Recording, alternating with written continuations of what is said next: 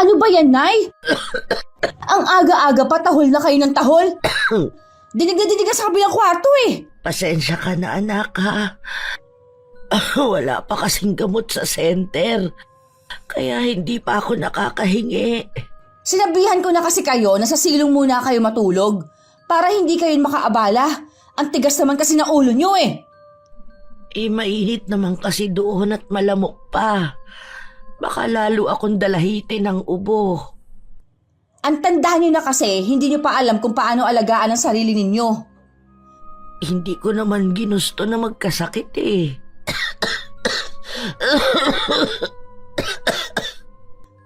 O paano yan? Hindi pa rin kayo makakapagtinda ng mangga na may bagoong? Alangan namang umuubo-ubo kayo habang haharap sa mga bumibili. Ibinilin ko naman kay Susie ang paninda ko. Para kahit hindi ako magtinda, may kita ako. Mabuti naman kung ganun. Akala ko sa amin pa kayo hihingi ng pangkain ninyo eh. Alam ko naman na walang-wala rin kayo eh. Sige, pupunta na ako sa kusina. Pwede ka pa naman matulog muna. Talagang matutulog pa ako. Hindi ako nakatulog gawa ninyo eh. Pasensya na talaga, anak, ha.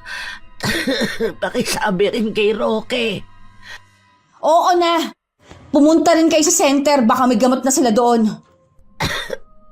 Oo, mamaya pupunta ako ulit. May 1 taon pa lang ako dito sa Maynila. Dahil sa kagustuhan ko na magbago ang buhay ko, lumuwas ako para maghanap ng trabaho. Hindi naman talaga kami naghihirap sa probinsya.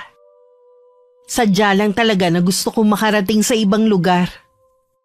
Aling Marina, magaling na po ba kayo? Hindi pa rin gumagaling ang ubo ko eh.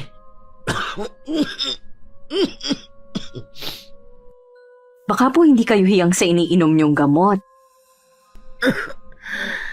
Kasi wala naman akong iniinom na gamot. Ha? Akala ko po galing na kayo sa center nung isang araw.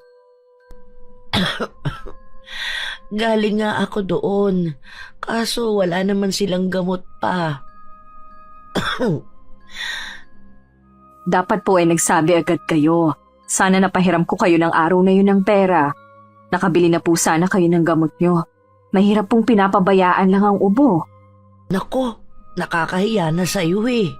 Ang laki na ng utang ko tapos dadagdagan ko pa.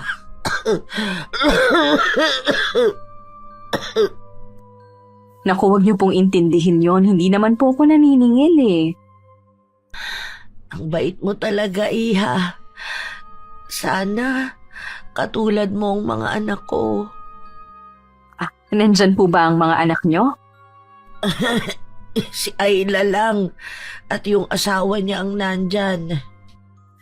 Mag-iiwan po ba kayo ulit ng paninda ninyo? Oo, sana. Pasensya ka na, iha, kung sobrang naaabala na kita, ha? Hindi po kayo abala sa akin. Ito nga po pala. Ano to? Utangin niyo po muna para makapagpa-check up na kayo ngayon. Huwag niyo na pong patagalin yan. Naku, hindi ko to matatanggap, iha. Baka ikaw naman ang kapusin yan. Hindi po ako kakapusin dahil sarili ko lang ang binubuhay ko. Salamat, iha. Huwag kang mag-alala. Kapag nakaluwag-luwag ako, babayaran ko lahat ng utang ko sa'yo. Sige na po, punta na kayo sa klinik para maaga din po kayo makauwi. Ako na pong bahala sa paninda ninyo. Sige, uuwi na muna ako para magbihis. Nagmamadali nang umuwi si Aling Marina. Nadatnan naman niya ang anak niya at manugang na nagtatalo. Hindi na sana niya papansinin ng dalawa pero natuon na sa kanya ang atensyon nila. Baka naman nanay mo kumuha ng pera ko. Tayong 3 lang naman ang nandito eh. Ha? Hindi ko kayo maintindihan. Ano ba pinagtatalunan ninyo?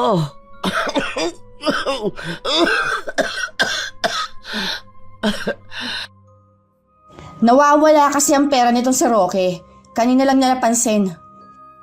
Huwag niyo akong pinagbibintangan na kumuha ng pera ninyo. Tumanda na ako ng ganito kahit kailan hindi ko ugali na kumuha ng hindi sa akin. 3 lang po tayong nandito sa bahay. Walang ibang kukunan kundi kayo. Baka nakakalimutan mo kung nasaan ka. Kung wala kang tiwala, bakit ka tumitigil sa bahay ko? Bakit galit kagad kayo? Sino hindi magagalit kung ganyan ang mga salita mo? Ayla, pagsabihan mo itong asawa mo, ha? Bakit kasi hindi na lang ninyo ilabas ang pera para matapos na to? Pati ba naman ikaw, pinagbibintangan ako? Ganyan ba talaga ang tingin mo sa akin, ha? Kailangan namin ng pera na yon.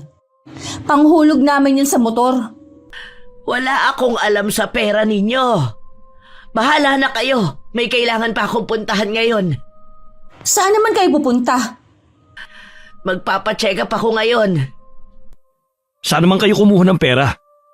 Pinahiram ako ni Susie. Mabuti pa siya, may malasakit sa akin. Patingin nga ng pera nyo. Baka sabi nyo lang yan eh. Kana? Ano ba? Bitiwan mo ko. Ayla, ano ba itong asawa mo? Pera ko yan. Wala kang karapatan na kunin. Sabi ko na nga ba eh. Ikaw ang kumuha ng pera ko. Ipinahiram yan sa akin ni Susie. Hindi ko ibibigay ito. Kailangan ko ang pera na ito pampacheck up. Ang tanda mo na sinungaling ka pa rin. Nagsasabi ako ng totoo. Kahit itanong mo pa kay Susie. Kukunin ko ang pera dahil sa akin to. Akin na yan! Ayla! Tulungan mo ako!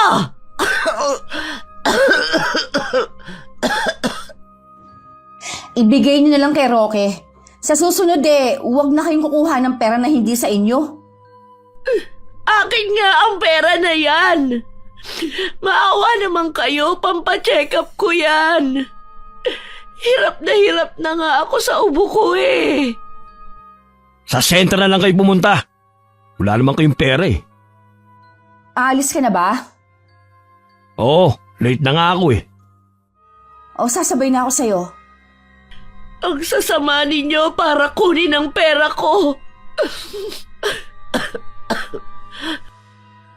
Tumigil na nga kayo sa kadrabahan nyo.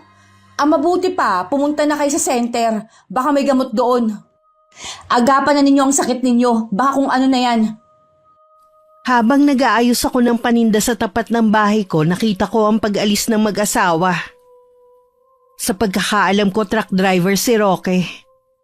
At sa spa salon naman nagtatrabaho si Ayla. Hindi na lang nila isinabay si Aling Marina para sana makatipid sa pamasahe. Pambihira talaga ang anak at manugang niya. Nung tanghali, naisip kong dalhan ng ulam si Aling Marina. Sigurado kasing nasa bahay na siya. Aling Marina, tao po! Oh, Susie, ikaw pala. Tumuloy na po ako, bukas po kasi ang pinto. May dala po akong ulam para sa inyo. Naku, salamat, Iha. Anong oras na ba? Pasado 12:00 na po. Nalibang ako sa ginagawa ko sa silong. Hindi ko na namalayan ang oras. Hindi pa ako nakakasaing eh. Mabuti na lang po pala nagpunta ako ngayon kundi malilipasan na naman kayo ng kain. Oo nga eh. Ganito yata kapag tumatanda na. Magsaing na po muna kayo. Ikaw ba? Kumain ka na? Opo. Kanina pa po ako tapos. Kumusta nga po palang pagpapacheck up nyo kanina? Ay, hindi natuloy eh. Naku, inuna nyo na naman ang gawain dito sa bahay, no? Kayo talaga, dapat kalusugan nyo muna lagi ang inuuna nyo. Wala akong pera. Ho? Nasaan po ang perang ibinigay ko sa inyo? Kinuha ng manugang ko. Wala akong magawa. Ano pong sabi ni Ayla? Nakita ko po silang magkasamang umalis kanina. Lagi naman yung kumakampi sa asawa. Hindi na nga tumutulong sa inyo tapos kinuha pa ang pera nyo. Alam po ba nila na galing sa akin yon? Sinabi ko, pero hindi sila naniniwala. Akala nila kinuha ko ang pera ni Roque. Sama naman nila. Sana nagtanong sila sa akin, hindi yung basta na lang nila kukunin yung pera nyo at pagbibintangan kayo. Hayaan mo na. Sanay na naman ako sa trato nila eh. Ipinapasa Diyos ko na lang ang mga ginagawa nila sa akin. Matanda na rin naman ako. Balang araw, maiisip din nila ang mga ginagawa nila sa akin. Pagkatapos po ng tanghalian, isasamahan ko kayo sa klinik. Hanggang hapon naman po sila bukas, ako na pong bahala sa gastos. Ay, nako, nakakahiya na sa'yo. Sobra-sobra na ang tulong na binibigay mo sa akin. Huwag nyo na pong isipin yon. Ang mahalaga po gumaling na kayo. Ang bait mo sa akin. Samantalang ang mga anak ko, pagkatapos kong alagaan at ibigay ang mga pangangailangan nila, ngayong malalaki na sila, mga wala nang pakialam sa akin. May mga anak po talagang walang utang na loob. Marami po kayong mga magulang na ganyan ang trato ng mga anak. Mababait naman ang mga anak ko eh. Malaki rin kasi ang naging pagkukulang ko sa kanila. Hindi ko sila nagabayan habang lumalaki sila. Kinailangan ko rin kasi noon na magtrabaho sa malayo mula nang iwan kami ng asawa ko at sumama sa ibang babae. Hindi po kayo nagkulang. Sadya po na may mga ganong anak. Salamat, Susie ha. Gumaan ang pakiramdam ko dahil nailabas ko ang saloobin ko. Para na kasing sasabog ang dibdib ko eh. Basta po kailangan nyo ng tulong o makakausap, nandito lang po ako. Puntahan nyo lang po ako sa bahay. Matapos makakain ni Aling Marina ng tanghalian, sinamahan ko na siyang magpa-check up. Mabuti na lang pala na agapan. Maaari daw kasi yun mauwi sa tuberculosis. Lalo't mahina ang resistensya ng matanda. Nagbilin lang ang doktor na inumin ang lahat ng gamot. At bumalik sa kanya pagkatapos ng 1 linggo. Dahil gabi na kami nakauwi, kinabukasan ko na lang inabangan ng mag-asawa. Pwede ko ba kayong makausap? Bilisan mo lang at nagmamadali kami ng asawa ko. Sandali lang to. Gusto ko lang sabihin na pera ko yung kinuha nyo kay Aling Marina. Ibinigay ko yun para sana pampacheck up niya. Wala kaming alam sa sinasabi mo. Oo nga, hindi nga namin alam na may pera siya eh. Kinuha nyo na nga yung pera nung matanda, pinagbibintangan nyo pa siya. Tapos ngayon magkakaila kayo. Hoy Susie, huwag mo kaming pararatangan ng kung ano-ano ha, dahil lang sa sumbong ni nanay. Mahilig yung magpaawa, ikaw naman nagpapauto. Maraming nakakaalam kung paano mo sagot-sagutin ang nanay mo. Mas kilala ko rin si Aling Marina kaya alam ko na hindi siya nagsisinungaling. Eh di magsama kayo ni nanay. Huwag mo kaming abalahin. Ikaw tigilan mo ng pakikialam mo sa buhay ng ibang tao. Baka yung pa magpahamak sa'yo. Sinisiguro ko sa'yo, hindi ko ikapapahamak ang pakikialam ko lalo't mabuti naman ang intensyon ko. Ano ba talaga ang gusto mo ha? Palabasin na masama akong anak? Ipahiya ako sa mga kapitbahay namin dahil sa maling sumbong sa'yo ni nanay? Ang akin lang sana, magmalasakit ka naman sa nanay mo. Baka pagsisihan mo kapag nawala siya. Mabuti pa nga siguro kung mawala na lang siya. Puro sakit lang naman ang ulong binibigay niya sa amin eh. Wala na nga siyang ginagawa, puro pa siya paawa sa ibang tao. Hindi siya nagpapaawa. Naglalabas lang siya ng sama ng loob at sa akin lang siya nagkukwento. Talaga lang ha? Kaya pala may mga nakakarating sa amin na sinisiraan niya kami sa ibang tao. Kaya nga ayaw na umuwi sa bahay ng kapatid ko dahil sa kanya eh. Imbis na kasi na siya ang pumoprotekta sa aming mga anak niya, siya pa ang naninira sa amin. Hindi naman kayo sinisiraan ni Aling Marina. Hanggat maaari nga pinagtatakpan niya kayo. Pero sadyang umaalingasaw ang mga ugali niyo kaya nalalaman ng ibang tao. Akala mo kung sino ka? Dinaggalit mo talaga ako ha? Tama na yan. Mahuhuli na ako sa trabaho eh. May araw ka rin sa akin. Hindi ko makakalimutan ang araw na to. Hindi naman ako nakaramdam ng takot sa pagbabanta ni Ayla. Kung alam lang sana na mag-asawa na ako ang mas dapat nilang katakutan.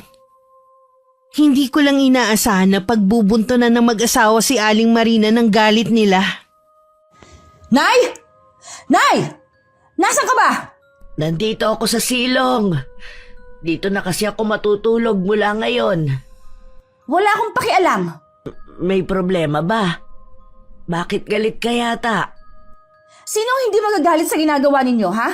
Bakit kailangan niyo pang magsumbong sa kapitbahay natin ng tungkol sa pera na kinuha sa inyo ng asawa ko, ha? Yun ba? Kay Susi ko lang naman yun sinabi eh. Tinatanong niya kasi kung nakapagpatingin na ako sa doktor. Ang sabihin ninyo, gusto mo kami siraan sa ibang tao. Bakit ka ba nagagalit? Totoo naman na kinuha ni Roque ang pera ko. Hindi yun paninira. Hindi niyo man lang inisip ang sasabihin sa amin ng mga tao. Tingin tuloy nila sa amin ng asawa ko, mga kontrabida sa bahay na to eh. Yun pa ba ang inaalala mo kaysa sa kalagayan ko? Ha? Malakas pa naman kayo sa kalabaw. Mahilig lang kasi kayo magsakit-sakitan para kaawaan kayo. Nakakasawa na yung kadramahan ninyo. Ano ba ang nagawa kong kasalanan sa'yo? Bakit ganyan na lang ang galit mo sa akin? Nagtatanong pa talaga kayo? Lahat naman ginawa ko sa inyong magkapatid. Ibinigay ko ang mga kailangan ninyo at pinag-aral ko kayo. San ba ako nagkulang bilang nanay ninyo? Obligasyon naman talaga ninyo na ibigay ang pangangailangan namin at pag-aralin kami. Hindi nyo kailangang isumbat ang bagay na yan. Hindi ako nanunumbat. Gusto ko lang malaman kung bakit ganyan kayong mga anak ko. Ang problema kasi sa inyo, wala na nga kayong silbi. Puro pa paninira ang ginagawa ninyo sa amin. Hindi nyo na kami binigyan ng kahihiyan. Hindi ko sabi ginagawa yan. Kung pinag-uusapan man kayo ng mga tao dahil nakikita nila ang tunay ninyong ugali. Hindi ka pa kasi mawala-wala sa buhay namin eh. Total, pabigat ka naman din sa amin. Kaya nga hindi na nagpapakita ang kapatid ko dito sa atin eh. Walang dapat sisihin kundi kayo. Lahat na talaga ng samaan ng ugali, nasa iyo na. Bukod tanging ikaw lang ang anak na gustong mawala ang ina. Kapag nangyari yan, saka mo maiisip ang kahalagahan ko. Oo, ganyan. Magdrama na naman kayo. Diyan kayo magaling eh. Napahagulgul na lang si Aling Marina nang maiwang mag-isa. Samantala natatawa naman si Roque sa narinig na pag-uusap ng dalawa. Akala yata niya porket nanay ko siya eh. Palalampasin ko ng ginawa niya. Humanda rin sa akin ang susi na yun. Siguro naman magtatanda ng nanay mo. Para pera lang eh. Kailangan ba niya tayong isumbong? Ayun na nga eh. Mula ngayon, bahala na siya sa buhay niya. Nakakasawa na rin siyang intindihin. Kailangan mo rin maghinay-hinay sa ginagawa mo sa nanay mo. Alam mo naman ang mga tao rito sa atin. Dalang-dala sa paawa ng nanay mo. Kaya nga lalo ko lang gigigil kay nanay eh. Parang gusto ko siyang sabunutan kanina. Relax ka lang. Kanina pa maiit ang ulo mo eh. Alam ko na, huwag na lang natin pansinin ng nanay mo. Dapat kasi sa silong na lang siya matulog eh. Gabi-gabi na lang tayo napupuwid dahil sa kakaubo niya eh. Sa silong na nga raw siya matutulog mula ngayon. Mabuti naman kung ganun. Makakatulog na tayo ngayong gabi nang walang istorbo. Ang inaalala ko lang, baka mamaya eh, ipagsabi naman niya na doon siya natutulog. Tapos, sasabihin niya na tayo may kagustuhan nun. Naku, malilintikan na talaga siya sa akin. Eh di kausapin mo siya bukas. Ngayon ko lang naisip na mas mahirap pala magpalaki ng magulang kesa ng anak. Sinabi mo pa. Kaya nga nung kaya ko ng buhay ng sarili ko, umalis na ako sa poder ng mga magulang ko. Ayokong abutan ako ng pagtanda nila. Hindi ko pinangarap na mag-alaga ng mga matatanda, no? Isa pa yan sa inaalala ko eh. Paano kung uugod-ugod na ang inay? Malamang ako mag-aalaga sa kanya eh. Kaya nga bago dumating ang araw na yun, kailangan makagawa na tayo ng paraan. Anong paraan? Kailangan na nating maibenta tong bahay. Tapos tsaka tayo magpakalayo-layo. Bigyan mo na lang ng maliit na halaga ang nanay mo. Tapos siya nang bahala sa sarili niya. Ang problema nga, hindi ko alam kung nasaan ang titulo nitong bahay. Eh nahalughugo na ang buong bahay pero hindi ko talaga makita. Baka naman hindi rito nakatago. Wala naman siyang ibang pwedeng pagtaguan kundi dito sa bahay lang eh. Kausapin mo lang ulit yung nanay mo kung saan niya tinago. Pilitin mo siya magsabi. Susubukan ko ulit sa ibang araw. Mabuti pa matulog na tayo. Maaga pa tayo papasok bukas sa trabaho eh. Gusto ko rin makabawi ng tulog sa ilang araw na puyat tayo. Sinamahan ko muli si Aling Marina nang bumalik siya sa klinik. Mabuti na lang naging maayos na ang lagay niya. Kasama ko na ulit siya nagtitinda sa harap ng bahay ko. Malapit lang kasi kami sa basketball court kaya mabenta ang paninda namin. Ito ang namimiss ko talaga. 2 linggo ba naman akong nasa loob lang ng bahay eh. Marami na nga pong nakakamiss sa inyo eh. Salamat naman at magaling na po kayo. Ingatan niyo na po ang kalusugan niyo, ha? Oo, iingatan ko na. Ang hirap palang may sakit, lalo't wala namang pagkukuhanan. Yan po ang masakit na katotohanan sa ating mahihirap. Hanggat maaari, bawal hong magkasakit. Tama ka, Iha. Maiba nga po pala ako. Kinausap ba kayo ni Ayla tungkol sa pera na kinuha sa inyo? Hayaan na lang natin yun. Ayoko na kasing magtalo pa kami ng anak ko. Huwag kang mag-alala. Babayaran ko yon kapag nakaluwag-luwag ako. Nako, yan na naman po kayo eh. Hindi naman po ko naniningil. Kahit na. Basta, babayaran kita. Kayo na nga po ang bahala. Matagal ko na itong gustong itanong. Lagi ko lang nakakalimutan eh. Ano po bang itatanong nyo? Madalas kasi nakikita ko na may mga taong pumupunta sa'yo. Eh, sino ba ang mga yun? Ah, yun po ba? Hindi ko pa po pala nasasabi na marunong po ako maghilot ng mga babaeng kaanak. Yun pong mga nagpupunta sa bahay ko sila po yung nawawala na ng pag-asa. Ngayon ko lang nalaman. Sasabihin ko nga kay Ayla, baka kasi gusto niyang magpahilot sa'yo. 10 taon na kasi silang nagsasama ng asawa eh. Hanggang ngayon, hindi pa rin nagkakaanak. Okay, sige po, pwede naman kung gusto niya. Nagpapabayad ka ba? Magsisinungaling po ako kung sasabihin ko na hindi ako tumatanggap ng bayad. Ayos lang naman yan. Wala namang masama sa ginagawa mo. Kung sa pagtitinda lang po kasi ng merienda ko iaasa ang lahat ng gastusin ko, hindi po uubra. Alam niyo naman po lahat na nagtataasan. Totoo naman, Iha. Kaya huwag kang mag-alala. Hindi kita huhusgahan kung tumatanggap ka man ng bayad.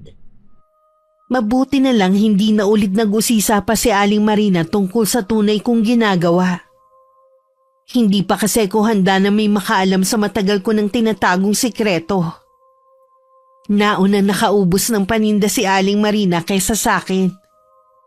Kasalukuyan ako nagliligpit nun nang lumapit si Ayla. Ubus na ang paninda ko. Hindi naman ako bibili eh. Gusto lang kita makausap. Tungkol saan? Kay Inay, sana naman huwag mong paniwalaan ang lahat ng mga sinasabi niya. Tapos, ipagkakalat mo sa ibang tao. Yun ba ang tingin mo sa ginagawa ko? Oo, maayos ang pakikisama namin kay Inay. Wala kaming ginagawang masama. Pero dahil nga sa mahilig siya magpaawa para makakuha ng simpatsya sa ibang tao, kami ang lumalabas na masama. Palakaibigan lang ang nanay mo pero hindi siya tsismosa. Sa akin lang siya naglalabas ng sama ng loob. Wala siyang ibang pinagsasabihan. Bakit may nakakarating sa akin na hindi daw maganda ang trato namin sa kanya? Tumingin ka minsan sa paligid mo. Kita mo ng dikit-dikit ang mga bahay dito. Natural, maririnig ng ibang pagtatalak mo sa nanay mo. Natural lang sa mag-inang nagtatalo minsan. Binibigyan niyo lang kasi ng ibang pakahulugan. Alam mo, hindi mo kailangang magpaliwanag sa akin. Wala naman akong pakialam sa'yo kundi kay Aling Marina lang. Gusto ko lang siyang tulungan lalo na dito sa maliit niyang negosyo. Sa totoo lang, itong pagtitinda niya, hindi naman talaga nakakatulong sa bayarin sa bahay eh. Sakto lang sa pagkain niya. Kahit papaano, hindi niya yun iniaasa sa inyo. Teka, yan lang ba sadya mo? Papasok na kasi ako sa loob ng bahay eh. Gusto ko lang linawin ng ilang bagay. Nasagot ko na siguro ang lahat ng tanong mo. Oo nga pala, payo ko lang. Habang nandyan pa ang nanay mo, mahalin mo na siya. Hindi kasi natin alam kung hanggang kailan lang tayo sa mundong to. Pagpasok sa bahay, inayos ko lang ang mga ginamit ko sa pagtitinda. Tsaka ako naman hinarap ang isa pang pinagkakakitaan ko. Nanamana ko pa sa namayapa kong lola. Gusto ng kliyente ko magdusa sa mahabang panahon ng dati niyang asawa. Tindi sigurong ginawa sa kanya ng lalaki. Sige, dahil malaki ang ibinayad niya, susundin ko ang kahilingan niya. Pagdating ni Ayla sa kanila, nadatnan niya naghahain ng asawa niya. Dahil bagong sahod, bumili na lang sila ng pagkain sa labas. Nang makita ni Aling Marina ang mga pagkain sa mesa, hindi maiwasan na matanda ang matakam. Ang dami namang pagkain. Hindi nyo naman sinabi. Sana hindi na ako nagluto. Sino naman na nagsabi sa'yo na kasama ka rito? Ha? Hindi ba? Kahit makonting ulam hindi ako makakahingi. Mula ngayon, kanya-kanya na tayo. Napakadamot mo naman. Sino ka para pagsabihan na madamot ang asawa ko, ha? Ikaw ba nagpapakahirap sa pagtatrabaho, ha? Ang akin lang naman sa iisang bahay tayo nakatira. Ang pangit naman tingnan na nagdadamot kayo. Bakit? May pera ka naman ah. Kung gusto mong makakain ng masarap, di bumili ka rin. Talaga bang nahawa ka na sa sama ng ugali ng asawa mo? Kayo ang masama ang ugali dito. Ang mabuti pa, doon ka na lang sa silong. Baka mawalan pa kami ng ganang kumain eh. Babalik na ako sa kwarto ko sa taas. Magaling na naman ako eh. Hindi ka na pwedeng bumalik doon. Mula ngayon, sa silong na ang pwesto mo. Sino ka para pagbawalan ako? Bahay ko ito. Ikaw ang walang karapatan sa pamamahay ko. Kung ganyan din lang ang pag-uugali mo, mabuti pa umalis ka na rito. Huwag mong hintay na ikaw pang palayasin namin dito. Hayop ka! Tama nga talaga ang pagkakakilala ko sa iyo. Walang yakan lalaki ka. Pwede ba, Nay? Doon na kayo sa silong. Huwag niyong ubusin ang pasensya ko. Lagi ka na lang kumakampi sa asawa mo, kahit mali na siya. Natural, dahil asawa ko siya. Ay naku, magdadrama na naman. Mawawalan ako ng gana nito eh. Darating ang panahon, natatanda rin kayo at mararanasan ninyo ang ginagawa niyo sa aking pagtrato. Nagkulong na lang sa may silong si Aling Marina. Hindi na rin niya ipinilit na makapasok sa kwarto niya sa taas. Dahil nakapadlock na yun sa labas. Mula rin nun, hindi na siya isinama ng mag-asawa sa pagkain. Bakit mo naman kinuha ang electric fan na ginagamit ko? Alam mo naman na mainit sa silong dahil walang mga bintana. Hindi ako ang kumuha nun. Huwag nga kayong basta magbibintang.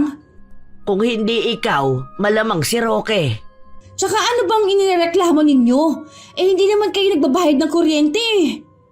Mahina lang naman ang nakukonsumo ko sa kuryente. Pinagdadamutan niyo pa ako. Kung puro na lang kayo reklamo, mabuti pang umalis na lang kayo sa bahay na to. Ako pa talaga ang paaalisin mo sa sarili kong pamamahay. Talaga bang hindi mo na ako kinikilala bilang nanay mo? Bakit? Kailan ba kayo naging ina sa amin ng kapatid ko, ha? Nakalimutan mo na ba ang mga sakripisyo ko sa inyo? Nagtiis akong magtrabaho sa malayong lugar para sa inyo. Kung yun ang ikinagagalit mo, hindi ko ginusto yun. Walang ina na gustong mawalay sa kanyang mga anak. Nanunumbat na naman kayo eh.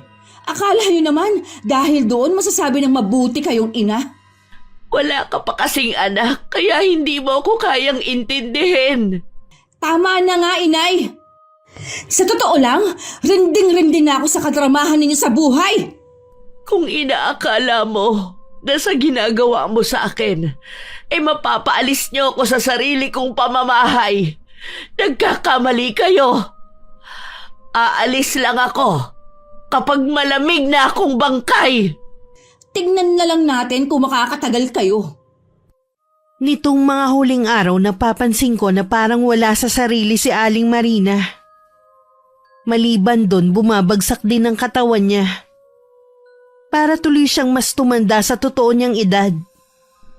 Oh, ano ito, Iha? Nakita ko po kasi yan sa palengke. Naisip ko po na bagay sa inyo yan.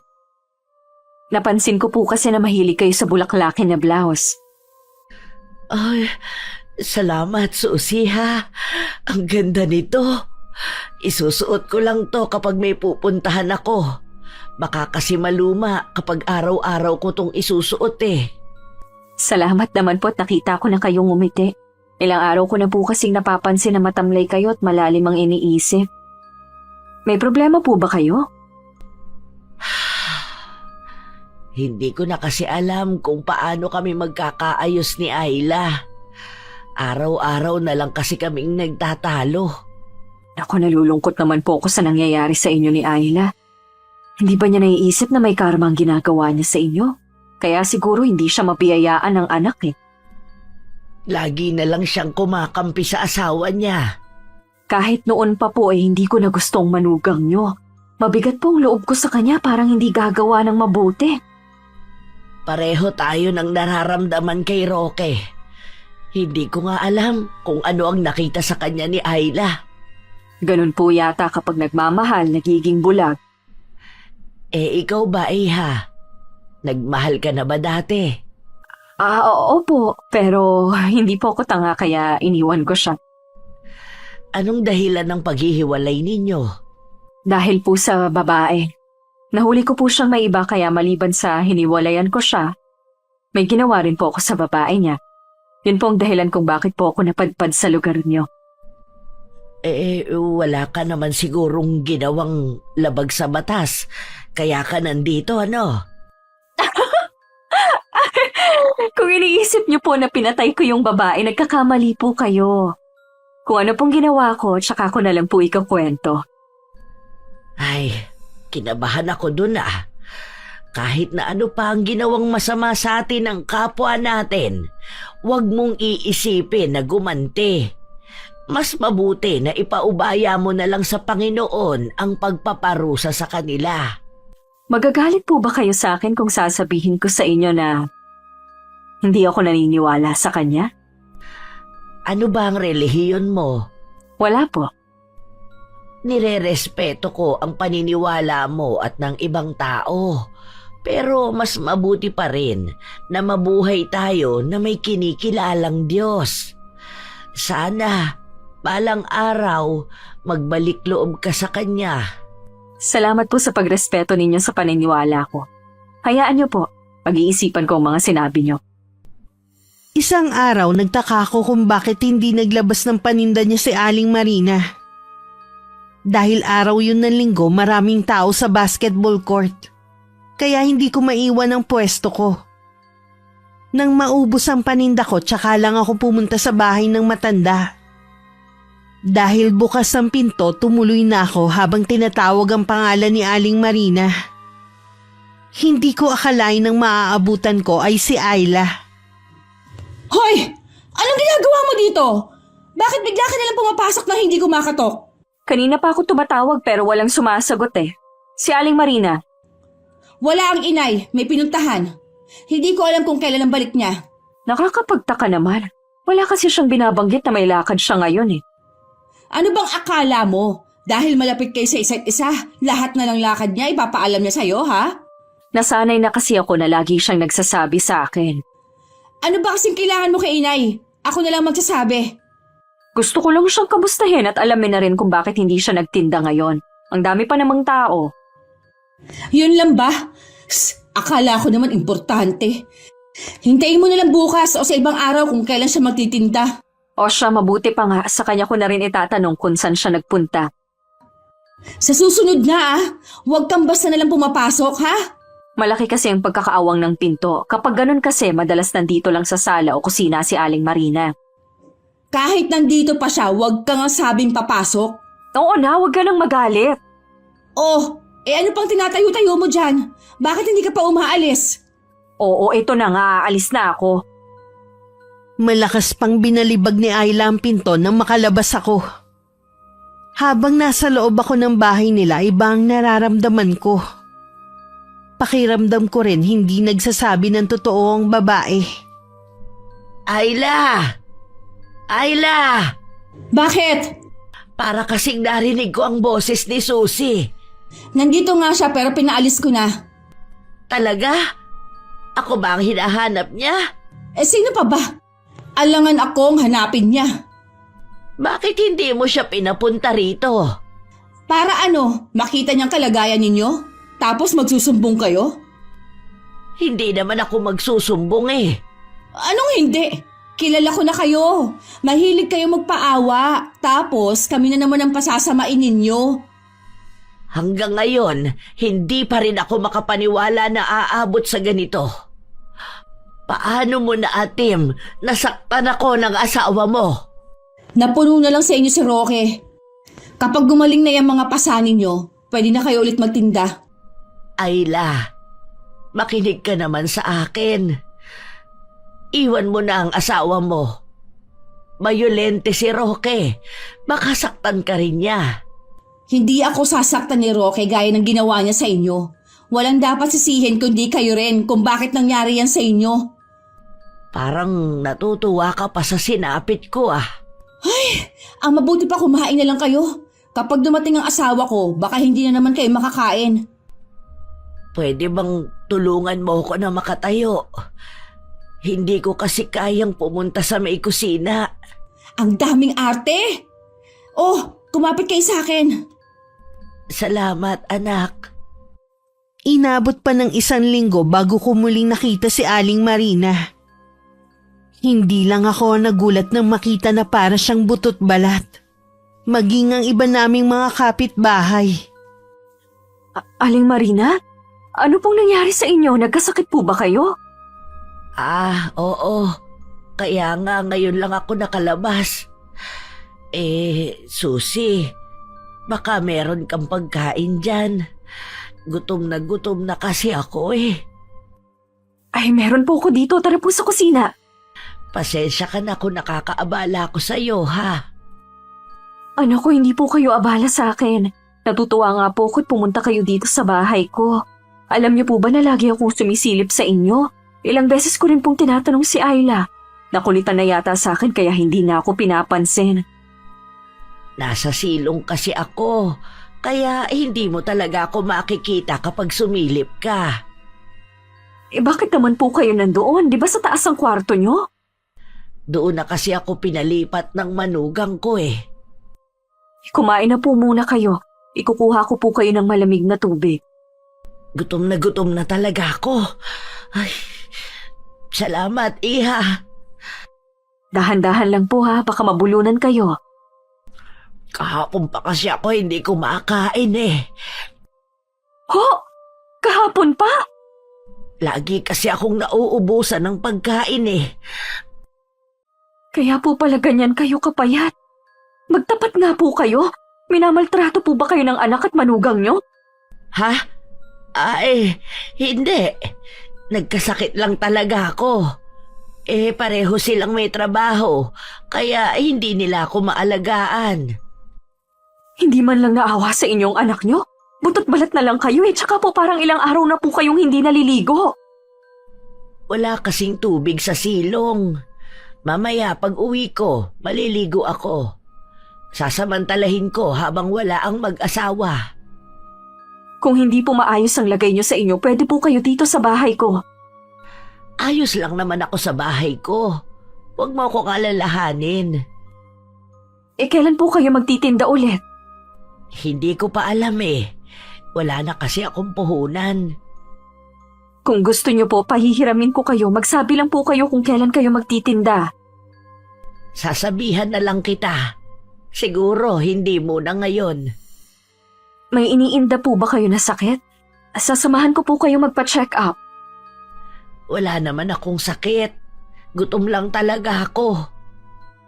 Dalhin nyo na rin pong iba kong pagkain dito sa bahay. Kahit ano pong oras, bumalik lang po kayo dito kapag nagugutom kayo, ha? Oo, iha. Hulog ka talaga ng langit sa akin. Sana, anak na lang talaga kita. Hindi ko na napigilan na tumulo ang luha ko. Kahit kasi sabihin ni Aling Marina na ayos lang siya, may pakiramdam ako na hindi mabuti ang lagay niya. Nung makatapos siyang kumain, pilit ko pa rin siyang kinukumbinse na wag nang bumalik sa bahay nila. Pero umuwi pa rin siya. Hoy, tanda. Tumayo ka nga dyan. Sinabi lang tumayo ka dyan eh. Bakit? Tumayo ka dyan. Maglinis ka ng buong bahay. Para magkaroon ka naman ng silbi. Pwede bang mamaya na? Gusto ko muna kasing kumain eh. Yung ipinag-uutos ko munang sundin mo bago ka kumain. Nanghihina na rin kasi ako. Wala na akong lakas. Nagmamatigas ka pa ha? Halika dito! Bitiwan mo ang braso ko! Aray! Maawa ka sa akin, Roque! Hayan! Umpisa mo rito ang paglilinis. Sa kwarto lang ako. Paglabas ko mamaya, kailangan malinis na ang sahig. Kontratuhin mo ako. Para kang walang ina. Tama na nga yung drama mo. Kung gusto mong kumain, sumunod ka na lang. Paano ako makakapaglinis nito kung wala akong lakas? Pwes gamitin mong natitira mong lakas. Umpisahan mo na! Panginoon ko, bigyan niyo pa ako ng sapat na lakas para makayanan ang lahat ng nangyayari sa akin. Nang mga oras na yun, hinarang ko naman si Ayla na galing sa may tindahan. Ilang araw na kasi ako nag-aalala kay Aling Marina. May kailangan ka? Kukumustahin ko lang sana si Aling Marina. Nasa bahay ang inay at maayos naman siya. Totoo ba yan? Bakit nung huli ko siyang makita ay butot balat na lang siya? Parang hindi na siya pinapakain eh. Nagkasakit kasi ang inay kaya siya nangayayat. Gusto ko sana siyang makita. Pwede ba akong sumama sa inyo? Hindi pwede. Nandun kasi ang asawa ko eh. Ayaw nun na merong nagpupunta kapag araw ng day off niya. Bakit siya kailangan masunod? Hindi naman siyang may-ari ng bahay yan. Asawa ko si Roque, kaya may karapatan na rin siya sa bahay na yun. Baka ayaw mo lang na makita kung tunay na kalagayan ng nanay mo. Ano bang itinatago niyo ha? Ang kapal naman ng mukha mo para pag-isipan kami ng masama. Itong tatandaan mo ha. Oras na malaman ko na minamaltrato niyo si Aling Marina, irereklamo ko kayo sa barangay. Eh di gawin mo, huwag ka puro dada. Siguraduhin mo lang na kaya mong patunayan yung sinasabi mo dahil kung hindi, ikaw ang irereklamo namin. Sa tingin mo masisindak mo ko ha? Bakit ba kasi ang hilig mo makialam sa buhay namin ha? Sa nanay mo lang ako may pakialam. Hindi ko maintindihan naman sa iyo kung bakit nagagalit ka sa nanay mo samantalang napakabait naman niya. Lahat ng mga taga rito kasundo niya. Bukod tanging ikaw lang ang hindi na anak pa naman niya. Wala kang pakialam. Wala talaga akong pakialam sa'yo. Eh yun naman pala eh. Bakit nakaharang ka pa rin sa daraanan ko? Ang mabuti pa, tumabi ka na dyan. Hindi pa ako tapos sa'yo ah. Kung hindi mo na kayang mahalin at alagaan ang inay mo, bukas ang bahay ko para sa kanya. Bakit ko naman ipauubaya sa iyong nanay ko ha? Dahil ako lang ang tunay na nagmamahal at nagmamalasakit sa kanya. Pwes, hindi mo makukuha ang inay ko. Binabalaan kita, Ayla. Oras na malaman ko na meron kayong hindi magandang ginagawa kay Aling Marina. Kung hindi man kayo natatakot na mapabarangay, sa akin mismo kayo matakot. Oo na, nakakatakot ka na. Sige lang, tawanan mo ko. Sa akin pa rin ang huling halakhak. Tinitiyak ko yan sa'yo. Salamat sa oras mo. Eh sana naman tumigil ka na sa pakikialam sa amin. Baliw na yata ang babaeng yun. Ano kayang pinakain ng inay sa kanya at labis ang pagmamalasakit ng babaeng yun sa kanya? Pagka-uwi, naabutan ni Ayla ang kanyang ina na nasa tapat ng basurahan sa kusina. Naghahalongkat ang matanda ng tira-tirang pagkain. Nay? Anong ginagawa niyo dyan? Gutom na kasi ako, anak. Maawa ka sa akin. Bigyan mo ko ng makakain. Sige po, bibigyan ko kayo ng tinapay. Tumayo na kayo dyan. Salamat, anak. Wala na talaga akong lakas. Hindi ko pa nga maumpisahan ang ipinapagawa sa akin ng asawa mo eh. Natutumba na kasi ako. Heto po ang tinapay. Tubig na lang po ang inumin ninyo. Pwede mo ba akong pakainin ng kanin mamaya? Yun kasi ang gusto ko. Kung meron pong matitira, sige bibigyan ko po kayo. Ikaw naman yata ang magluluto. Damihan mo ang sinaing. Alam niyo naman na nagagalit si Rocky kapag sobra-sobrang sinasaing ko. Mahal kasi ang bigas ngayon eh. Kung may matira, ipapakain ko sa inyo. Maawa ka naman sa akin, anak. Konting panahon na lang ang ilalagi ko sa mundong ito. Sana naman maramdaman ko ang pagmamahal mo sa akin. Hayan na naman kayo sa drama niyo eh. Hindi ako nagdadrama lang. Hirap na ako sa kalagayan ko. Eh kung ganun, bakit hindi niyo pa sabihin kung nasaan ang titulo ng bahay na to? Yun pala ang dahilan. Kaya ninyo ako pinapahirapan. Anong plano ninyo? Ibenta ang bahay na ito at pagkatapos, itatapon ako sa labas. Bibigyan naman namin kayo eh, para makapagsimula kayo. Tama nga ako. Balak niyong ibenta. Hindi ka ba nag-iisip, Ayla? Ito na lang ang tanging maipamamana ko sa inyo ng kapatid mo kung sakali. Eh kung ayaw niyo po makipagtulungan, bahala po kayo. Kahit anong pagpapahirap pa ang gawin ninyo sa akin, hindi ko ituturo kung nasaan ang titulo. Makikita rin namin yun. Kung kinakailangan, baliktarin namin ang buong bahay. Iniisip niyo pala na narito sa bahay na ito ang hinahanap niyo. Kung ganon, wala dito? Wala ka nang malalaman pa sa akin. Talagang inuubos mong pasensya ko. Hindi ko hahayaan na ikaw at ang asawa mo ang makinabang sa pinaghirapan ko. Nagpupuyos naman ang kalooban ni Ayla ng talikuran niya ang ina. Nagkulong na lang muna siya sa kanyang kwarto. Habang iniisip kung saan pwedeng itago ng ina ang titulo. Paano kung wala sa bahay na ito ang hinahanap natin? Kung wala rito, nasaan kaya? Posible kayong nakatago sa ibang lugar? Eh kanino ko pa nga iniisip kung saan pwedeng itago ng inay? Hindi kaya nasa kapatid mo? Kaya siguro hindi umuwi dito lalaking yun. Imposible na ipagkatiwala ng inay sa kapatid ko ang titulo. Mas lalo naman sigurong imposible na ipagkatiwala niya sa hindi niya kaano-ano. Kay Susie? Hindi yun oh. 1 taon pa lang ang babae niyon sa lugar natin. Wala ngang nakakaalam kung taga saan ba talaga siya eh. Hindi siya pagkakatiwalaan ng gano'n ng inay. Nauubos na rin ang pasensya ko sa nanay mo. Baka may baong ko na ng buhay sa lupa. Huwag kang gagawa ng isang bagay na pwede natin ikapahamak. Nakausap ko nga si Susie eh. Naghihinala na siya na meron tayong ginagawang masama kay nanay. Hindi ba talaga titigil ang babaeng yun sa pakialam sa atin? Hindi naman niya kaano-anong inay pero sobra siyang magmalasakit. Baka naman pinangakuan siya ng nanay mo na sa kanya ipapamana ang bahay na ito. Kaya gano'n lang ang pagmamalasakit niya. Kakausapin ko ang babaeng yun. Hindi pwede na maging sagabal siya sa atin. Inagaw na nga niyang atensyon ng inay. Pati ba naman tong bahay eh, kukunin pa niya?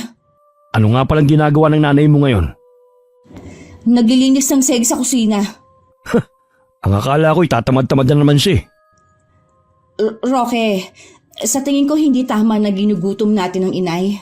Naaawa rin kasi ako sa kanya eh. Kanina nga, pagdating ko, naabutan ko siyang naghahanap ng pagkain sa basurahan. Oh, talaga? Dinaig pa pala niya mga pulubi sa lansangan eh. Wala naman nakakatawa sa sinabi ko ah. Kung ayaw niyang habang buhay na magutom, sabihin mo sa nanay mo na ilabas na ang titulo. Ano magagawa natin kung nagmamatigas nga? Sa gagawin ko sa kanya, tignan na lang natin. Hindi ko inaasahan na pupuntahan ako ni Ayla sa bahay ko. Dahil iniwan kong bukas ang pinto basta na lang siyang pumasok. Nakita niya tuloy ang mga gamit ko sa pangungulam na nasa harapan ng ginawa kong altar. Anong klaseng altar to? Manika, karayom, at may mga itim pang kandila. Parang ginagamit to sa... Anong ginagawa mo dito? Bukas kasi ang pinto kaya tumuloy na ako. Gumaganti ka ba sa akin dahil sa bigla rin akong pumasok sa bahay ninyo? Ang lagay ikaw lang ba ang pwedeng gumawa nun? Ano bang kailangan mo sa akin? Sabihin mo na't meron pa akong gagawin. Hindi na ako magpapaligoy-ligoy pa. Gusto ko lang malaman kung meron bang binanggit sa ang inay tungkol sa titulo ng bahay namin. Ha? Pasensya na pero hindi kasi kita maintindihan. Kailangan ko kasi yung titulo ng bahay namin. Eh bakit dito ka nagpunta? Dapat sa nanay mo yan tinatanong. Ayaw kasi sabihin ng inay, kaya nagbabaka sakali akong may alam ka. Siguro may binabala kayo ng asawa mo, no? Kaya nyo hinahanap ang titulo. Tapos hindi sang-ayon ng nanay mo. Wala ka na doon! Kung ako sa'yo, wag mo nang ituloy ang plano. Hindi mo kailangang umayon lagi sa asawa mo. Isipin mo naman ang nanay mo. Makikinabang rin naman siya kung sakali eh. Paano siya makikinabang kung hindi nga siya sang-ayon? Mukha ngang wala kang alam. Sayang lang ang pagpunta ko dito. Oo nga pala. Para saan ang altar na yan? Sa tingin mo, ano yan? Huwag mong sabihin na isa kang... Ang totoo niyan, may bayad ang serbisyo ko. Pero pwede na ring libre sa kinaiinisan ko. Hindi ako makapaniwala na meron palang mangkukulam sa lugar namin. Tapos kaibigan pa ng inay. Ipaaalam ko to sa kapitan para mapalayas ka sa lugar namin. Gawin mo. Para bago ka pa makarating sa may pinto, bumulagta ka na. Maawa ka. Huwag mo akong sasaktan. Nawala yata ang taray mo na lagi mong ipinapakita sa akin, ah. Hindi ko alam na isa ka palang mangkukulam. Akala ko isa ka lang ordinaryong tao. Oras na kumalat ang lihim ko, babalikan kita. Ipapalasap ko sa iyong ganti ko. Pangako, wala akong pagsasabihan na kahit na sino. Oras na malaman ko din na may masama kayong ginagawa kay Aling Marin. Matitikman niyo ang galit ko. Wala kaming ginagawa kay inay. Nasa bahay lang siya talaga. Paalisin mo na ako. Inihintay na kasi ako ng asawa ko eh. Pigil na pigil ang pagtawa ko dahil sa nakikita kong takot kay Ayla. Nang kumari pa siya ng takbo, doon na ako napabulanghit ng tawa. Nanginginig naman ang buong katawan ni Ayla nang makauwi. Hindi rin kaaya-aya ang nadatnan niya. Nilalatig ko kasi ni Roque ang kanyang ina habang umiiyak na nakadapa na sa sahig. Hindi mo ba talaga sasabihin, ha? Patayin mo na lang ako! Mas mabuti pa! Talagang inuubos mo ang pasensya ko, ha? Roque! Tama na! Hoy, ano ba ginagawa mo? Ang tigas ng bungo ng nanay mo, eh. Tama na sabi. Hindi naman lumalaban ang inay. Tingnan mo, puro sugat na siya. Umalis ka dyan. Huwag kang humarang. Ako na lang nasaktan mo kaysa ang inay. Ano ka ba, Ayla? Meron ang bibili ng bahay na ito. Yung titulo na lang ang kulang. Kunting panahon na lang, magkakapera na tayo. Ako nang kakausap kay inay. Basta tigilan mo ng pananakit sa kanya. Baka yan pang magpahamak sa atin. Ang sama ninyo! Anong klaseng mga tao ba kayo?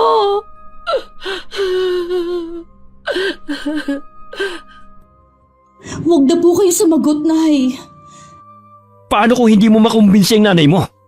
May iba pa naman sigurong paraan. Basta tigilan mo ng pananakit sa kanya. Ayla, demonyo ang asawa mo.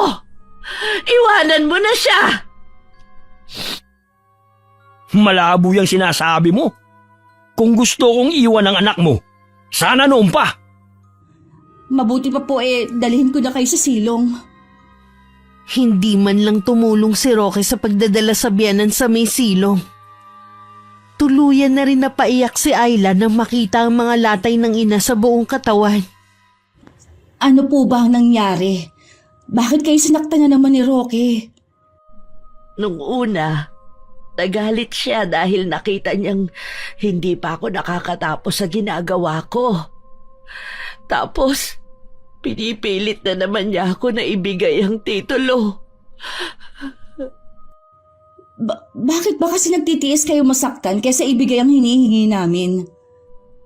Ayla, hindi niyo pwedeng ibenta ang bahay na ito dahil hindi na ito sa atin. Matagal nang wala sa akin ang titulo. Dahil lang sa kagandahang loob ng bagong may-ari, kaya tayo pinapayagan na dito tumira. Bakit hindi niyo po kaagad sinabi? Saan niyo ginamit ang pera? Sa iyo ko rin ginamit nung ma-ospital ka. Baka kasi palayasin niyo ako dito. O kaya iwan mo na ako, anak. Kaya hindi ko masabi. Umalis na nga ang kapatid mo. Pati ba ikaw? Iiwan din ako? Nasayang lang pala ang lahat ng ginagawa namin. Ayla, isumbong mo na ang asawa mo sa barangay.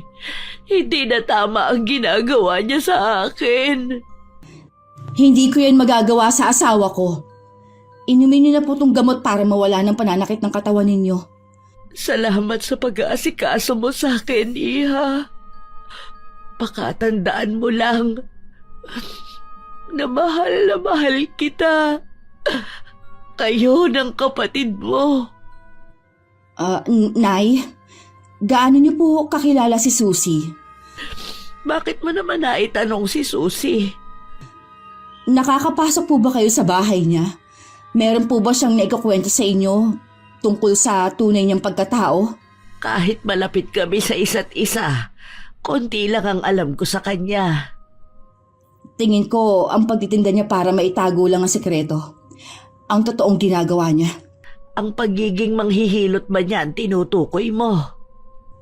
Yun ba ang sabi niya sa inyo? Na isa siyang manghihilot? Oo, nanghihilot siya ng mga babaeng hindi mabuntis.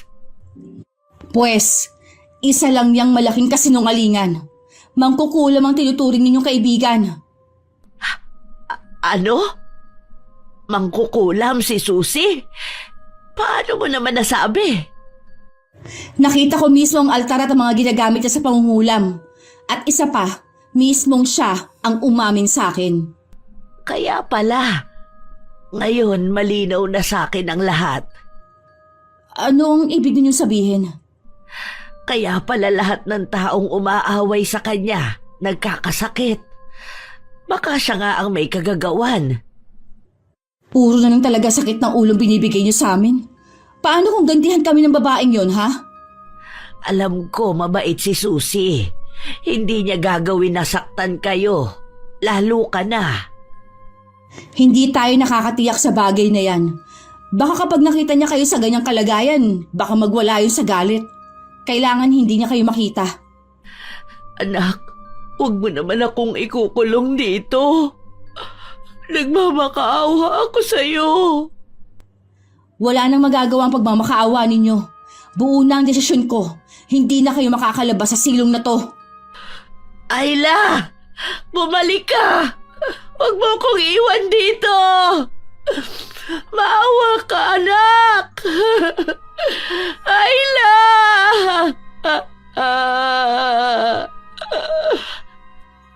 Sinabi rin ni Ayla sa asawan tungkol sa natuklasan niya sa akin. Nung una, hindi naniniwala si Roque. Pero sa huli, nakumbinsi rin siyang nagsasabi ng totoong asawa. Anong gagawin natin ngayon? Kaya nga ikinulong ko muna sa silong ang inay. Hindi dapat siya makalabas ng bahay. Puro na lang kamalasan na nangyayari sa atin. Buwisit na matanda na yan. Sa dami ng pwede niyang kaibiganin, isa pa talagang mangkukulam. Hindi rin naman alam ng inay. Ako lang nagsabi sa kanya. Kita mo naman kung paano magmalasakit ang babaeng sa nanay mo. Kapag nakita niyang puro pasa at sugat ang matandang yon, sigurado hindi siya magdadalawang isip na kulamin tayo. Ayoko pang mamatay, Ayla. O di kayo magkaroon ng malubhang karamdaman na hindi mapapagaling ng doktor. Pareho lang naman tayo eh. Kailangan hindi na sila magkita ng nanay mo kahit na kailan. Aalisin natin ang inay dito? Saan naman natin siya dadalhin? Gaga! Mag-isip ka nga! Sa tingin mo hindi siya makakabalik dito? Anong balak mo kay inay? Kailangan na siyang tuluyang mawala. Palalabasin na lang natin na umuwi siya ng probinsya. Ibig mong sabihin, papatayin mo ang inay? Oo! Kesa naman mapahamak tayo. Wala na nga tayong napala sa bahay na ito eh. Makukulang pa tayo ng babaeng yun. Hindi ko kayang gawin yun kay inay. Hindi ako kriminal. Ngayon ka pa naawa sa nanay mo. Samantalang kung sagot-sagutin mo siya noon eh, parang hindi ka sa kanya lumabas. Iba naman yun kesa sa patayin siya. Wala na tayong pagpipilian. Kesa naman tayong mapahamak. Kung bakit pa kasi natin minaltrato ang inay. Sana, hinayaan na lang natin siya. Kung tutuusin, hindi naman talaga siya nakakaabala sa atin eh. Magsisi ka man, huli na. Pumayag ka man o hindi sa plano ko, itutuloy ko pa rin to. Ilang araw nang hindi pinapakain at dinadalhan ng tubig ng mag-asawa si Aling Marina. Dinadalahit na rin ng ubo ang matanda. At may pagkakataon na sumisigaw na siya sa matinding gutom na nararamdaman. Ilang gabi na akong hindi nakakatulog dahil sa walang habas sa pagsigaw ng inay. Naaawa na ako sa kanya. Alam ko gutom na siya at nauuhaw. Hayaan na lang natin siya mamatay sa gutom. Kesa naman madungisan pa ang mga kamay ko. Hindi ka ba nakukonsensya ha? Hindi. Pareho lang naman tayong walang konsensya eh. Kung naaawa ka, sige, pakawalan mong nanay mo. Kapag nagsumbuyan kay Susie, ikaw ang uunahin niya. Pwede naman natin sigurong pakiusapan ng inay na huwag tayong isumbong. Sa dami ng paghihirap ng inay mo sa mga kamay natin, mas gugustuhin pa rin niya na makaganti sa atin. Para na kasi akong babangungutin eh. Ang mabuti pa, umalis ka muna ng bahay. Hindi ko nga maintindihan kung bakit ka umalis ng trabaho mo eh. Wala ka tuloy mapaglibangan. Saan naman ako pupunta kung sakali? Bahala ka. Kung saan mo hindi maririnig ang mga sigaw ng nanay mo. Saan ka pupunta? Matutulog muna. Puyat din ako eh. Mabuti ka pa. Nagagawa pang matulog. Nang pumasok na ang asawa sa kwarto, pinuntahan na lang ni Ayla sa silong ang ina. Naawa naman siya sa kalagayan nito. Nakaupo na lang sa sahig at naliligo sa sariling dumi. Umiiyak naman at tumingala sa kanya ang ina. Anak, kahit ilang butil lang ng kanin at patak ng tubig, bigyan mo na ako. Hindi po pwede, Nay. Mananagot ako sa asawa ko kapag binigyan ko kayo. Gutom na ako. Maawa ka naman sa akin. Pasensya na po talaga, Nay. Sana hindi ko na lang kayo binuhay na magkapatid. Lalo ka na. Ikaw din pala ang papatay sa akin. Hindi ko naman po kagustuhan to eh. Wala lang akong ibang pagpipilian. Kesa naman kami ang mapahamak ni Roque. Bakit hindi mo pa ako patayin? Kesa naman pinapahirapan mo pa ako. Ganun ba katindi ang galit mo para parusahan mo ako ng ganito? Mahal ko po kayo, Nay. Kaya lang po. Natatakot ka sa pwedeng gawin ni Susie sa inyo. Oo, mabuti pang kayo na lang ang magsakripisyo kesa naman kami pa. Magtagumpay man kayo na mawala ako, gaganti pa rin sa inyo si Susie. Masyado niyong minamaliit ang kakayahan niya. Malakas ang pakiramdam ng mga tulad niya. Sigurado ako, humahanap lang siya ng tiyempo. Kung ako sa inyo, gawin mo na ang tama kesa mahuli ang lahat. Hindi yan totoo! Hanggat nakakulong kayo dito, ligtas kami sa kanya. Ikaw ang bahala kung ayaw mong maniwala sa akin. Pakiusap lang na sana wag na kayong sumigaw. Sisigaw ako hanggat gusto ko. Hindi mo ako pwedeng bawalan. Tinakpan na lang ni Ayla ang dalawang tenga para hindi marinig ang sigaw ng ina. Nang sandali naman na yun, kasama ko ang kapitan at ilang barangay tanod. Pinuntahan namin ang bahay nila para malaman ang tunay na kalagayan ni Aling Marina. Bakit parang nakakita kayo ng multo? Nandito kami para alamin ang kalagayan ni Aling Marina. Hindi kayo pwedeng pumasok dito. May itinatago ka ba kaya ayaw mo kaming papasukin? Wala dito ang inay. Umalis siya at hindi namin alam kung kailan ang balik o kung babalik pa ba. May palagay akong nagsisinungaling ka. Kung ako sa'yo, ilalabas ko na ang nanay mo. Hindi ka ba talaga makaintindi? Sinabi nang wala dito ang inay. Maniniwala lang ako kapag nahalughog na namin ang buong bahay. Pakialamera ka talagang babae ka. Hindi mo ba alam na pwede namin kayong kasuhan? Gawin mo! Pero oras na makita namin si Aling Marina, kayo ang kakasuhan namin. Ipilit mo yung gusto mo at malalaman ng mga taga rito iniingatan mo sikreto. Sa tingin mo matatakot mo ko, ha? Sige na, Kapitan. Hanapin na natin si Aling Marina. Sinabi nang wala siya rito! Subukan niyo lang talagang pumasok! Tatawagan ko yung kakilala kong pulis. Mabuti pa nga na mabigyan sila ng leksyon. Tulungan niyo ako! Tulong! May tao ba dyan? Nandito ako sa silong! Tulungan niyo ako! Si Aling Marina! Nasa may silong siya, Kapitan! Kayong dalawa, umpisa pa lang naaamoy ko ng pagiging sinungaling nyo. Sinabi nang hindi kayo pwede... Baka gusto mo pa ng isa pang sampal para matauhan ka. Kalunos-lunos ang itsura ni Aling Marina na naabutan namin sa may silong. Nanlilimahid ang matanda at gula-gula nitang suot na damit. Masangsang na rin ang amoy na nagmumula rito. Namumutla at kinakapos sa paghinga. Agad namin siyang dinala sa ospital. Habang si Kapitan tumawag ng mga pulis para ipahuli ang mag-asawa. Sabi ko na nga ba, ililigtas mo ako. Bakit ngayon ka lang? Patawarin niyo po ako kung nahuli ako. Ang importante po ay ligtas na kayo. Parang impyerno ang lugar na yon. Hindi ako makapaniwala na magagawa yun sa akin ng anak ko at manugang. Sadya po talagang may mga taong sagad hanggang butong kasamaan. Anong mangyayari sa mag-asawa? Dinampot na po sila ng mga pulis. Bagay lang po silang mabulok sa kulungan. Naaawa pa rin ako kay Ayla. Dahil sa asawa, pati siya nadamay. Wala pong kwenta ang anak niyong yon. Hinayaan niya kayong makulong at gutumin sa lugar na yon. Anong klase siyang anak? Walang utang na loob. Hiling ko na lang na pagsisihan niya ang mga ginawa niya. Aling Marina, maiwan ko muna kayo. Nandito na po si Dr. Mendez, may kailangan lang po siyang gawing pagsusuri sa inyo. Babalik na lang ho ako mamaya. Huwag po kayo mag-alala, meron pong nagbabantay sa inyo. Maraming salamat sa iyo, Iha. Bumalik ka agad dito. Mas panatag kasi ang loob ko kapag nasa tabi lang kita. Opo, babalik ako agad. May mahalaga lang po akong aasikasuhin.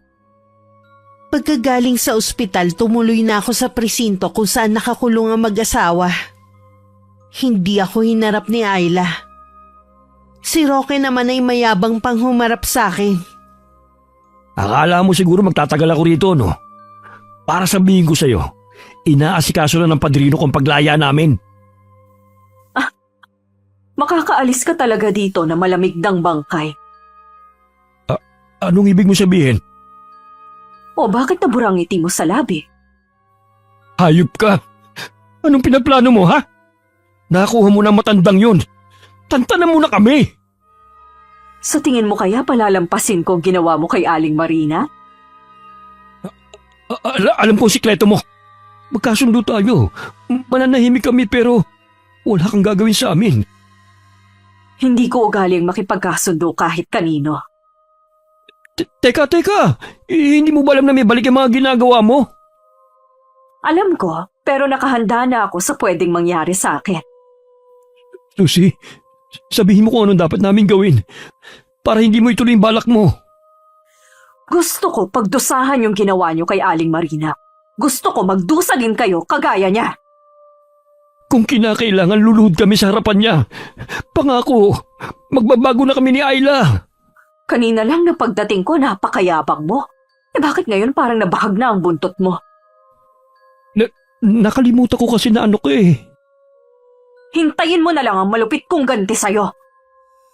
Lucy, maawa ka sa amin. Huwag mo nang ituloy yung balak mo. Para mo nang awa. Susie, bumalik ka! Hindi na rin ako nagtagal sa presinto. Kahit ang malakas na pagtawag niya sa akin, hindi ko na pinansin pa. Dumiretso ako sa bahay. Saka inihanda ang mga kailangan ko para sa orasyon na gagawin ko. Isa-isa ko na rin sinindihan ng mga kandila. Dapat noon ko pa to ginawa. Nagdalawang isip lang ako dahil kay Aling Marina. Hindi na sana sinapit ng matanda ang nangyari sa kanya. Tikman niyo ngayon ang matinding galit ko. Mga mababait kong alaga, alam kong gutom na kayo. Alam niyo na ang gagawin niyo. Humayo na kayo. Sa presinto, hindi naman mapakali si Roque. Pakiramdam niya kasi may mga mata ang pader. At lahat nakatutok sa kanya. Hindi ako natatakot sa'yo. Hindi mo ako magagalaw sa lugar na ito. Ha? Ano yun? Mga ulupong? Tulong! Ilang sandali pa nagulantang sila sa sigaw nito. At takot na parang may binubugaw na hindi nila nakikita. Nang akmang lalapitan na ng mga kasama si Roque, may mga insekto naman na lumabas sa kanyang bibig, ilong at tenga. Nagpaikot-ikot din ang kanyang katawan hanggang mabagok sa pader ang kanyang ulo at mabiyak yun. Sa gulat ng lahat, puro uod ang laman nun na kinakain ng utak niya. Nakarating naman yun kay Ayla. Roque!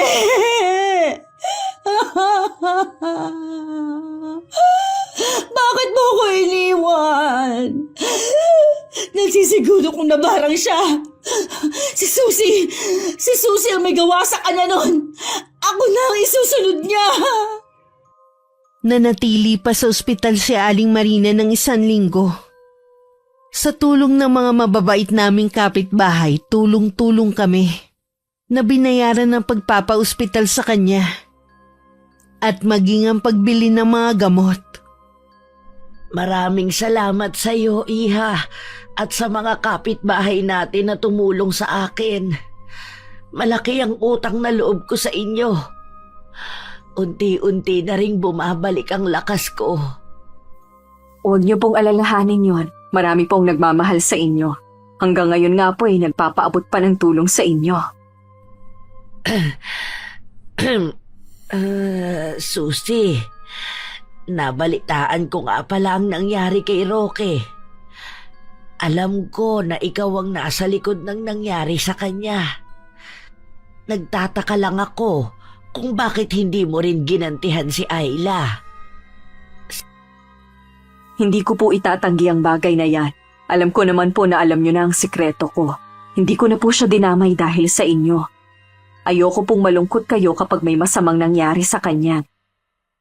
Salamat, Iha, at hindi mo siya sinaktan. Hindi ko rin gusto ang ginawa mo kay Roque, pero hindi na natin maibabalik ang nangyari. Kailangan ko na rin pong umalis sa lugar na to sa lalong madaling panahon. Saan ka naman pupunta? Uuwi na po ako sa probinsya namin. Marami na po kasing kumakalat na balita tungkol sa akin sa lugar na to. Yung iba hindi naniniwala, meron namang naniniwala. Alam ko pong si Ayla ang nagpapakalat nun.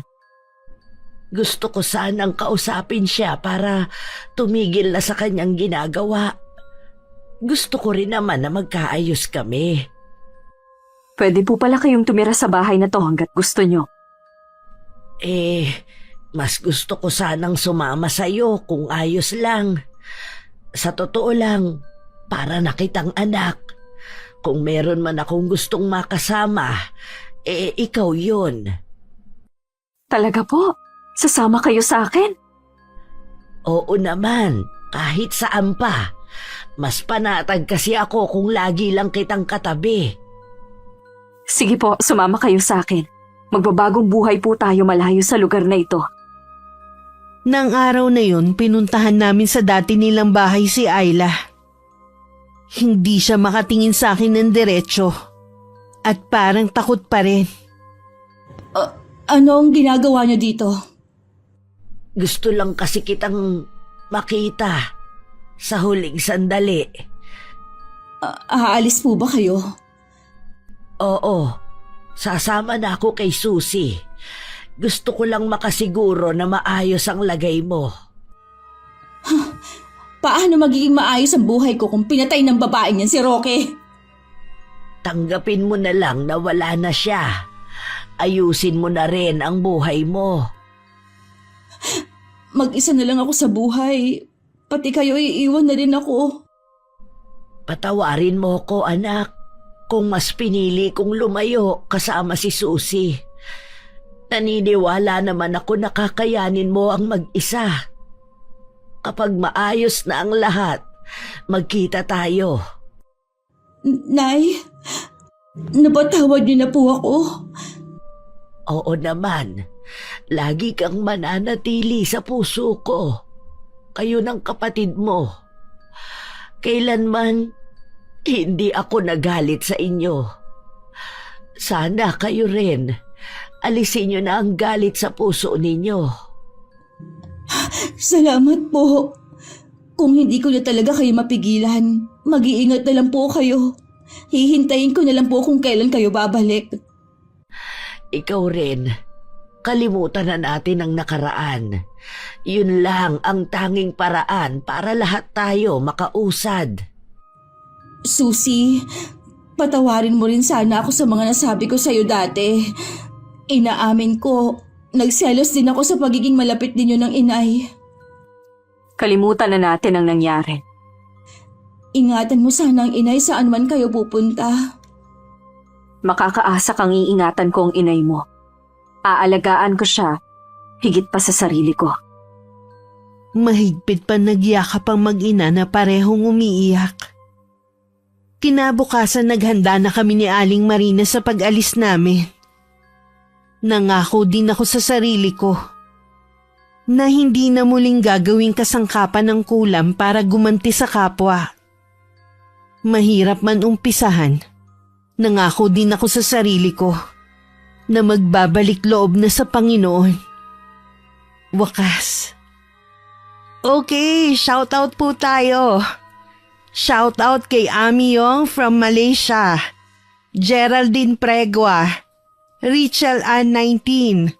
Hello kay Roslyn Piquero, Julius Del Loro from Cavite, Romblas I from Samar, Rosalina Bugayong from Singapore, Jonalyn Paulable, Elizabeth Pamintuan from Pampanga, kay Kimberly Caballero from Muntinlupa, Genevieve Suco from Singapore, hi kay Rhea Pendon, RJ Channel 2352 from Hong Kong, kay Monet Rivera from Taytay Rizal, Odessa Lejano from Singapore, Maris Channel from Hong Kong, hello kay Archie from Bangonay, Habonga, Agusan del Norte, kay Bacolod Marilu Maru from Madridejos, Bantayan Island, Reyna Selulang from Binangonan sa tahian ng HB Apparel. Hello sa'yo. Shout out kay na Mami Flor de Lisa Esorio at kay Daddy Marlon Federizo na laging nakikinig. Maraming salamat po. Shout out din sa Mongkok Girls sa Hong Kong. Mabel de los Santos ng Halahala Rizal. Irene Flores. Rogen Unabia from Bacolod City. Laika Joy from New Zealand, Keng Solomon Vintar from Ilocos Norte, Michelle Bangayat ng Macau, Joy Erasmo from Cavite, Melrose Demate from Malaysia, hello kay Mary Jane Gonzalez from Kapalonga, Camarines Norte, at happy birthday kay Vicky Toleroro mula sa ate mong maganda na si Jane. Maraming salamat sa patuloy niyong pakikinig at suporta. Ingat po kayo. God bless.